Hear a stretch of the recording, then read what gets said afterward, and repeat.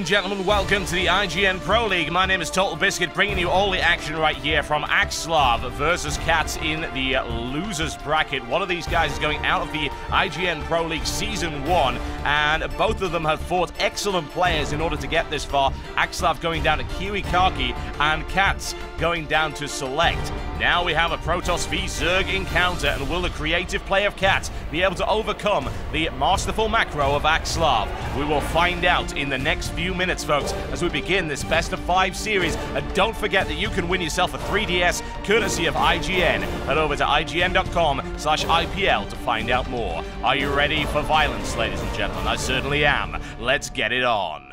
Ladies and gentlemen, welcome to the Xel'Naga Caverns. As we've seen so many times before, a popular holiday destination if the only bathing you wish to do is in the blood of your enemies. EGAxslav in the red trunks right here. He is playing Protoss, and he is from Team Evil Geniuses. Up to the northeast of this map versus his opponent, the one and only Cats in the yellow trunks. He is playing Zerg, and he is from Team Root. Now, Zerg have been having a little bit of a hard time against Protoss lately. However, there has been an emerging set of strategies involving the use of Infestors and Broodlords. That's the kind of thing that Cats would really like, considering we've seen his Infestor play, and it is absolutely astonishing. He's been in PvZ before. He's been able to win. Let's find out what he can do. And EGAxslav is honestly wanting to get a nice long macro game that he can really get going in. If he's caught off guard, he doesn't seem to be all that strong in the early game, honestly, from what we've seen in this tournament so far. A lot of EGAxslav's builds don't really sort of get going until around the 10 to 15 minute mark there, mid to late game builds, so he is a little bit weak to early game pressure, though that isn't Cat's strength. So let's see what happens. I would imagine both these players are looking to get a lengthy macro game. Cats might attempt something pretty early. We will find out, however. Cats is always up for doing the unexpected.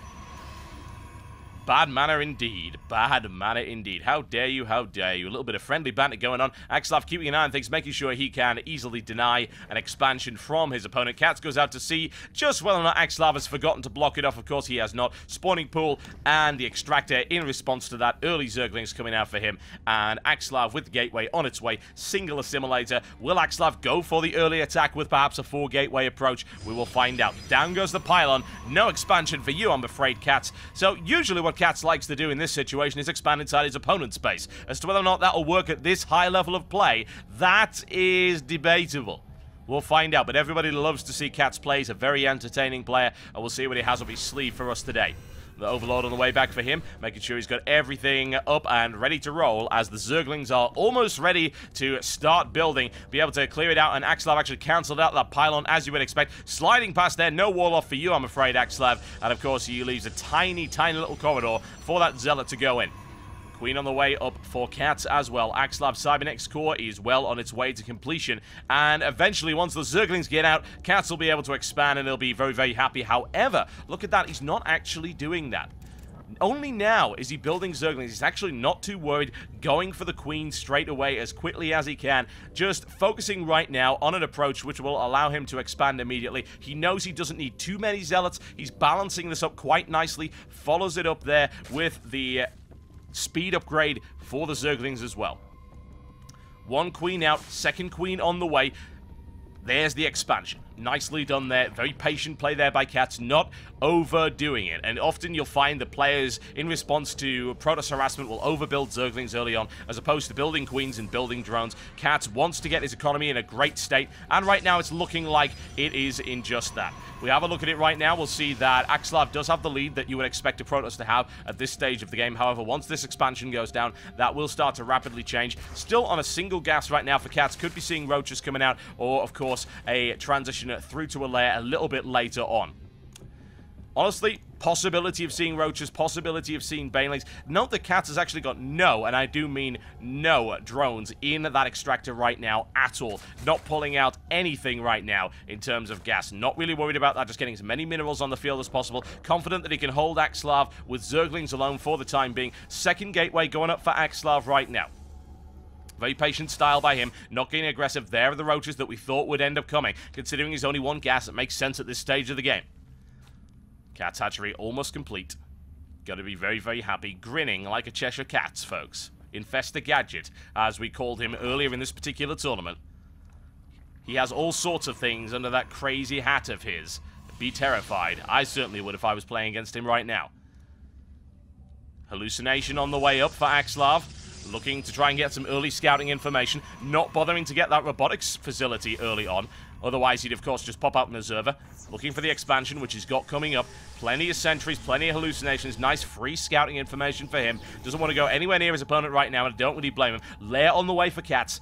It's looking pretty good right now for Katz, honestly. His harvester count is rapidly increasing. Now has the lead over EGAxslav that we said he would have a couple of minutes ago. And he'll start to apply pressure to his opponent, get some roaches out of there. However, very passive game so far. Bare minimum of harassment. Forge coming down for EGAxslav as well. And only 2 gateways. That really is a very passive style from him. Cannons will go down. And, of course, that will deal very nicely with Mutalisks that might end up coming. The lair is on the way. What's his gas count looking like right now? Looking for a 3rd gas. 2 fully saturated right here, so yes, Spire is a very real possibility after this lair completes. We'll find out in just a moment as to whether or not he's actually going to go for that approach, or whether he will try and break out the infestors as before.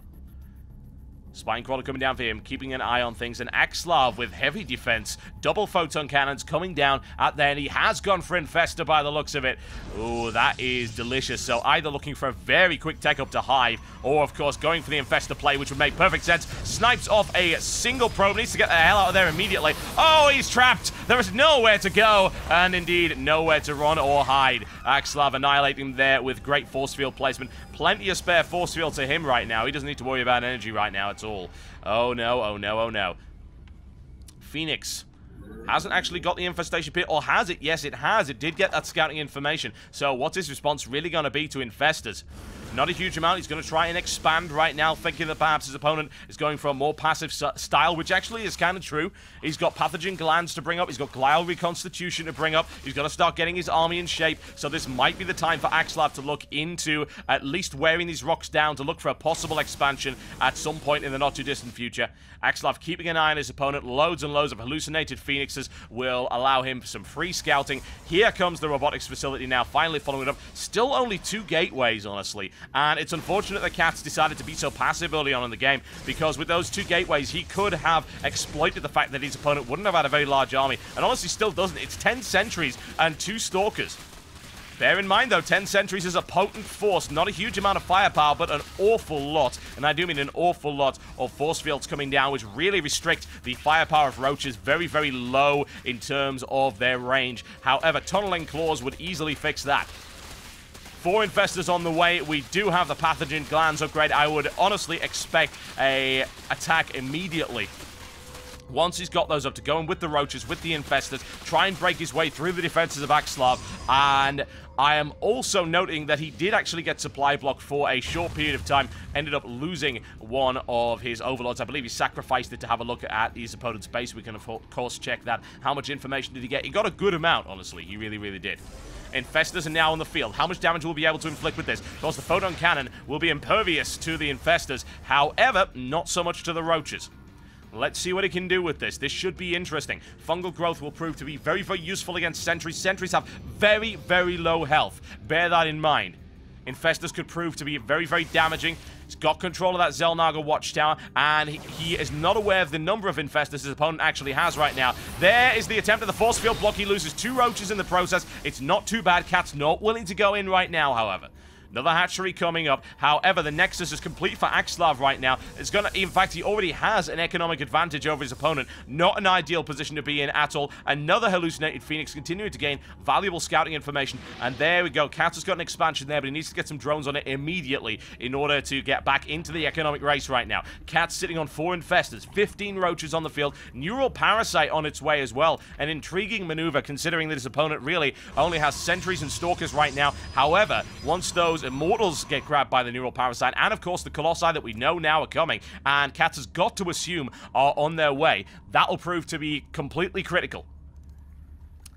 Katz hanging around, got plenty of energy, nothing to worry about there whatsoever. By the time neural parasite is finished, he's going to have 200 energy on pretty much all of those, and his opponent does not have any high Templar, so that's no sniping with feedback. Very, very useful for those infestors. And, of course, Katz is going to be extremely happy about that. Spire to follow it up. Upgrades aplenty. Missile attack. Ground carapace as well. A great combination for roach infestor, honestly, as opposed to roasted infestor, which is not as delicious as it might sound.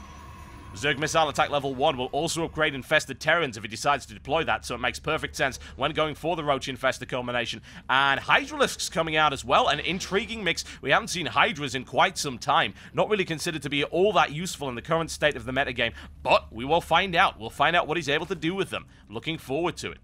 I'm trying to think of the last match I actually saw that had Hydralisks in them. People just don't really build them all that much anymore. It's kind of sad, really. I like Hydralisks, because they're a little bit of a dull unit, but they are a classic. Looking for the fungal growth right here, and nails down the probes. Can he kill any of them? Oh, yes! That is economic damage. Talk about harassment right there. Excellent play there by Katz, and we've seen him do this before, in fact, in the matchup against Select, which worked extremely well. A great snipe, and look at the creep spread. This is perhaps something that you should really bear in mind and often gets overlooked. He is able to gain access to the middle line of his opponent, and his opponent has done nothing to deal with that. That is not good. No doubt he'll try and bring in an observer at some point to try and clear out that creep spread, but right now he's got a highway all the way into that gold mineral expansion of EGAxslav, which is not ideal at all. Those infestors can go in there at will. Once again, hallucinated Phoenix's Spore Crawler to deal with that, and of course detection to make sure that no Dark Templar coming his way. Hive on the way right now for Katz. This is getting interesting, and honestly, I don't know if EGAxslav's passive style is really going to help him all that much here, considering he's going to get economically harassed by those infestors. Moving in once again, however, he's going to get caught out of position if he's not careful. He does have control of the Zelnaga Watchtower. He sees what's coming, and he's got Corruptors on the way to try and deal with those Colossi. The thing is, he's got a second weapon in the fight of that. Nails him down, loses Infestor in the process. Looking at that fungal growth. Can he nail down a second one? Yes, he can, but he will lose an Infestor as well. So that's not a huge amount of damage. Not even able to take out the Sentry in the process. And no real follow-up right there for Katz. So not all that helpful. And now down to 4 Infestors as well. However, his economy is really rolling out quite nicely right now. 4 bases to 3. His army count is looking good as well. And it's going to require one decisive engagement to really decide exactly who's going to win on this particular map. But honestly, with the creep spread and the mobility that Katz currently has, I think that's going to prove to be really advantageous. And actually, he's taking advantage of the fact that his slow-moving opponent is not defending that base. That's a lot of photon cannons, however. Can he bring them down quick enough? And forcing EGAxslav to pull back. 1 photon down, second one down. Looking for the neural parasite, grabs it. However, he's caught out of position, and those infestors actually proving to be completely useless in that particular situation. Not a good idea to nail something with a neural parasite when you're out the front. Need to be at the back for that kind of thing. Very, very dangerous. EGAxslav now with an army advantage, looking to push forward and do as much damage as he can, clearing out these creep tumors. And can he take this expansion? It looks like he probably can. That's a lot of firepower he can bring down on him right now. And in the meantime, Katz looking for a drop or just a mass evacuation. Right now, will he decide to flank?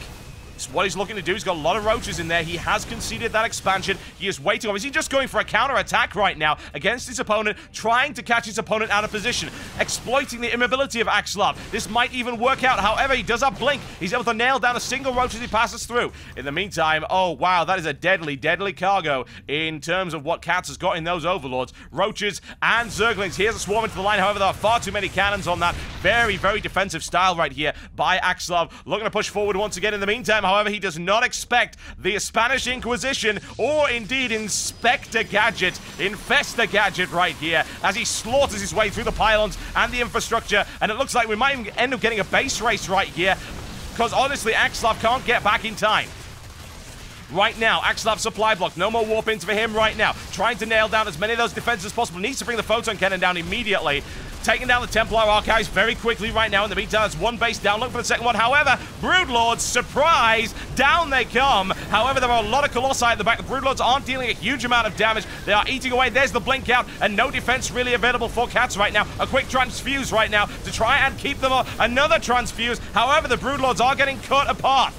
This isn't good right now for Katz. Katz's force is starting to dwindle. He's trying to force his way through the main base. He has gutted most of the tech of EGAxslav. However, EGAxslav is in a position where he can start to really turtle up, and Katz is not under any circumstances.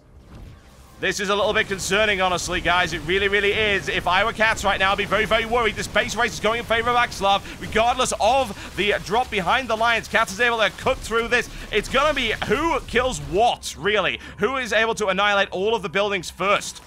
Katz needs to escape as quickly as possible. He's already tried to do that. He's going to lose all his technology. His hive will be torn into shreds. Cat's trying to force his way through here right now. He doesn't have an awful lot of firepower, and actually, I don't really know why he's doing this. It's actually mis-microing those units, getting stuck in his own units. There's too many photon cannons. He's going to lose a ton of roaches in the process right now. In the meantime, Overlord's moving over there and doing nothing, because of course they have nothing they can do. Catz has enough money to start rebuilding, but if all of those buildings go down, I believe that might actually be his last building. Is it? I think it is. If he's able to take that out, that will be good game. Unless he's managed to build elsewhere, which right now he hasn't done. Oh, there you go. A very quick hatchery coming down for him. Overlord's just hanging around, just throwing them away for no apparent reason, but he GG's, of course. He had no real options there, and perhaps waiting too long. The Infestor play didn't work out. The Broodlords came in at just the wrong time. He threw them up against that army with very little success. Too many Colossi in the back to clear up the Broodlings very quickly, and, of course, no defense on the ground, and that's a lot of dead Broodlords. Ladies and gentlemen, one game in favor of EGAxslav right here in this best of 5 series. Can Catz come back from it? We'll find out in just a few short moments' time.